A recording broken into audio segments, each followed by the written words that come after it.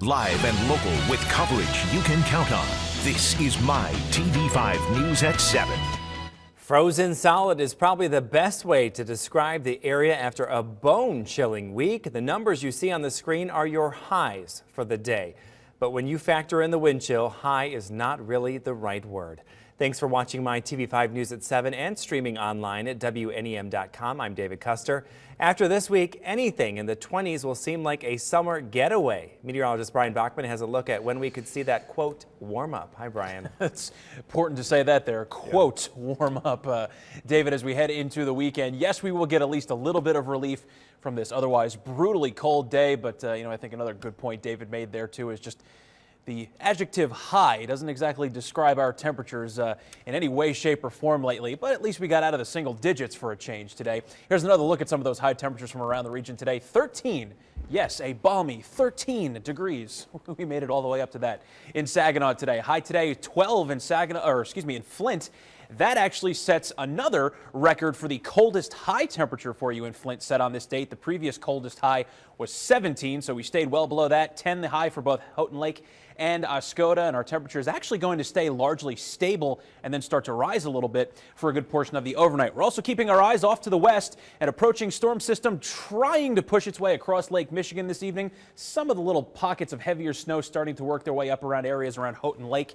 But the dry air of a high pressure zone to our east is, at least for the time being, holding this system at bay. But the general trend for the remainder of the evening will be for a lot of these light pockets of snow to overspread the entire mid-Michigan area. Right now we're sitting at 11 in Bay City, 12 in Saginaw, both under a mostly cloudy sky. Wind chill values, though, still way down in the negative territory at -3 and -5. 11 also in Midland and Flint, with both wind chills coming in at 5 degrees below zero. And as we said, our temperature is only going to drop maybe another degree or two, but we'll start to see some steadier snows breaking out, granted on the lighter side by about 11 o'clock and lasting into the 2 o'clock hour. But our temperatures by 2 o'clock will actually start to rise a little bit.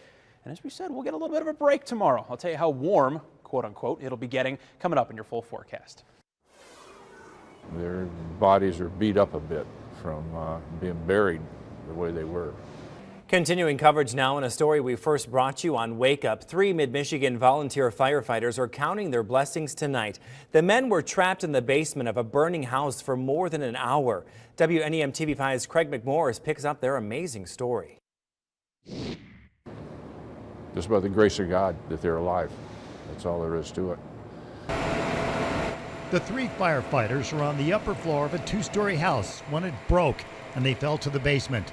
Buried under debris with flames, smoke, and water surrounding them, they also had to deal with temperatures as low as 25 degrees below zero.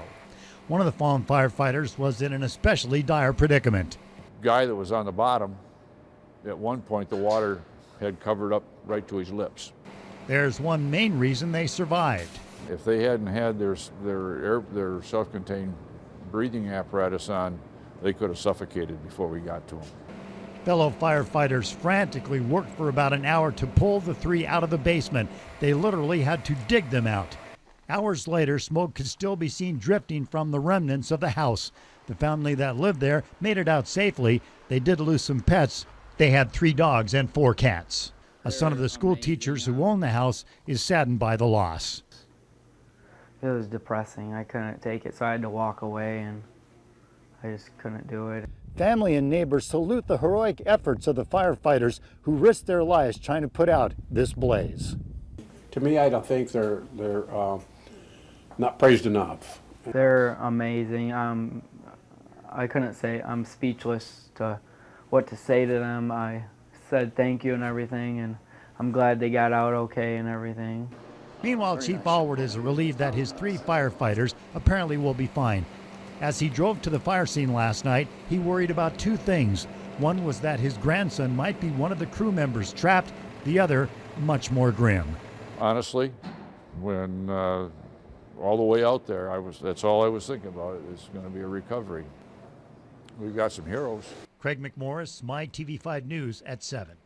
While the 3 firefighters were hospitalized, they could be released as early as tomorrow.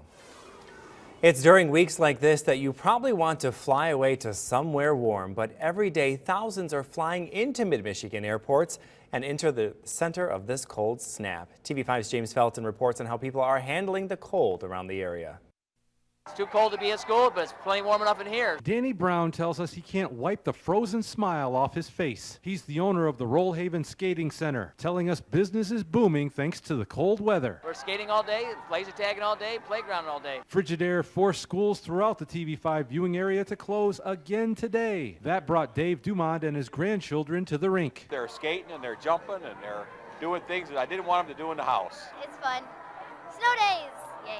While some people were trying to avoid the cold, others flew right into it. When I stepped off the plane, I had to laugh because immediately hit the face cold. Courtney Heinzen was one of many travelers arriving from Orlando. Others we talked to say it's tough coming back to our deep freeze after a taste of Florida warmth. We were in Miami for a couple of days and it was 88 degrees. And now it's, what, 0 here? We had a good trip and it was nice, it was pleasant, better than here. Meanwhile, if you're still trying to beat the cold, Brown says there's plenty of room at his family-friendly facility. Come on out and have a good time today. We're hoping till 11 o'clock tonight. James Felton, MyTV5 News at 7. And for more on the weather coming your way this weekend, just click on the weather tab at WNEM.com. Developing tonight, police are looking for a man wanted in a shooting back in September. Flint investigators say they are looking for Stephen Patton Jr. Police say Patton is one of 2 men responsible for a shooting in the 1400 block of Kronk back on September 8th. They say he is armed and dangerous, and if you see him, do not approach him. Just call 911. And we are learning more information about an armed robbery at the 7-Eleven on Weiss Street in Saginaw Township around 5:30 this morning. Police say the man entered the store with a knife and ran off with about $25. They tracked him with a police dog to a vehicle, but from there he got away. Investigators say the suspect is between 30 and 40 years old, wearing a black varsity-type jacket with a black knit hat. Stay with TV5 for more details as they come in. A substance abuse recovery clinic is one step closer to coming to a Mid-Michigan church building.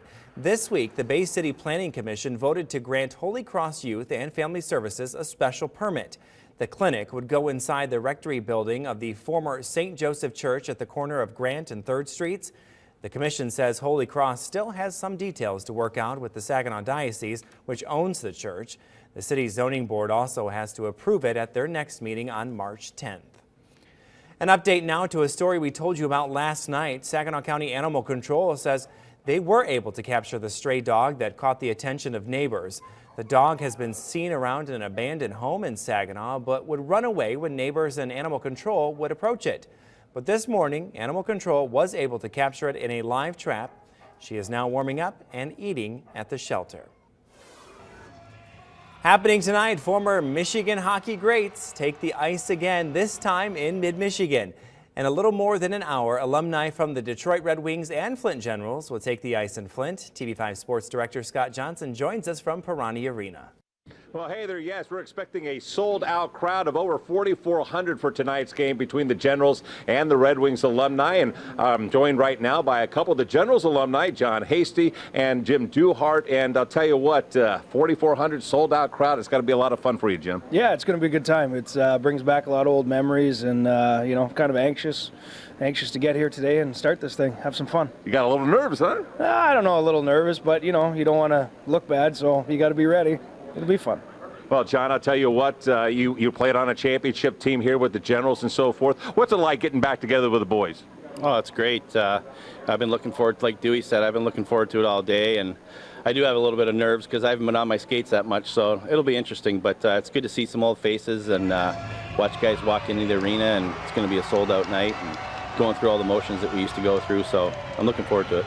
Well, I'll tell you what, on top of that, it's a great contribution to a couple of great charities and the Old Newsboys in the United Way. Yeah, you can't beat that. You know, you have some fun, play the game, and the unfortunate people are the make out on it, so it's going to be a good time.